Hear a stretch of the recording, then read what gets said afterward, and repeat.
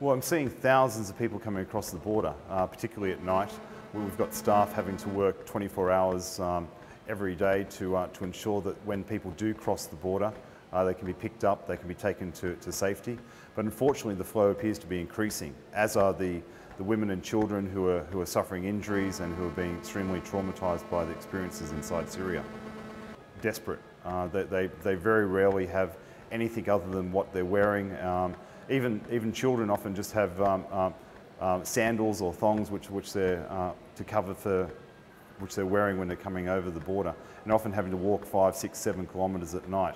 Last night we had 2 children, 4 and 5, who basically fell off the side of a hill, sustained injuries, and then had to be carried for the remaining distance into the Jordanian border. Well, we're coping, we're responding, but it's difficult to turn a piece of desert into something which people would want to live in. We've already got something like 25,000 people there, and so you can just imagine turning a piece of desert into something which is habitable for 25,000 people, while at the same time trying to rapidly expand it to potentially hosting 80,000 people or more. We're having to bring in huge amounts of water, food, put in electricity, put in schools, put in health clinics, put in policing systems. So it's just a monumental task, and something which gets increasingly challenging every night as we receive thousands more people. To a damaged country? Well, Syrians want to go back as soon as possible. It's like most refugees. They don't want to be a burden or a challenging on neighbouring countries. And so what we've been talking to donors, particularly in the Gulf states, is that if they contribute capital resources and assets such as prefabricated containers or caravans, then these would then go back with the Syrians once they can return. We're also looking at solar-powered lighting systems for the streets, generators, because the day after there's peace in Syria, I want the camp to be closed. I want people to be going back in safety and dignity to their homes, because this is what they want.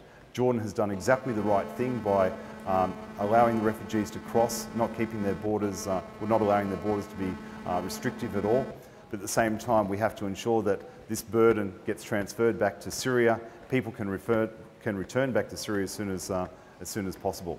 So the plan is that the resources that are provided to this refugee response, as much as possible, can be returned to Syria to support the reconstruction effort.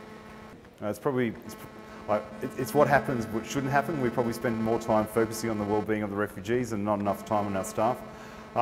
We've got usually between 10 and 12 staff working throughout the day and at night.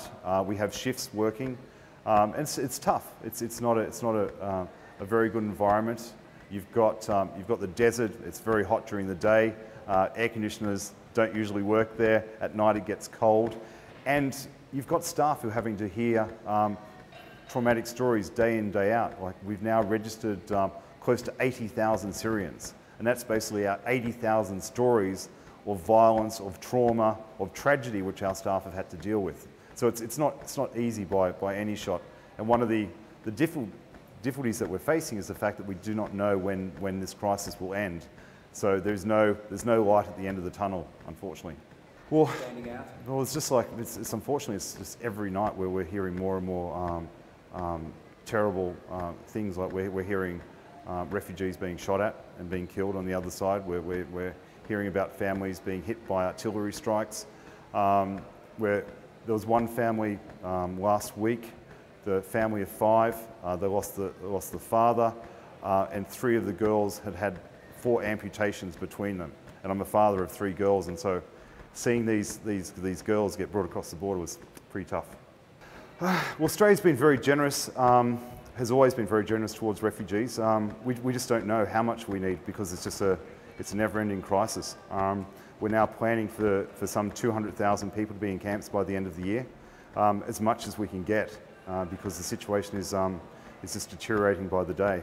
And as I was saying, like we've got more and more people coming across the border every night, and we just have to make sure that we can provide them with the necessary resources, like just the simple things like blankets. We need blankets. We need tents. We need food. We need water. We need schools being put in place. It's just across the board. Just imagine having to set up a city for 80,000 people and say, okay, what do you need in that city? You need everything. Well, I think that is probably the most effective way of doing it. what we try and do is make sure that any contributions are as organised as possible. Private donations directly to the camp can often create more problems than what it's worth. We know what the needs are, we just need the resources to do our job.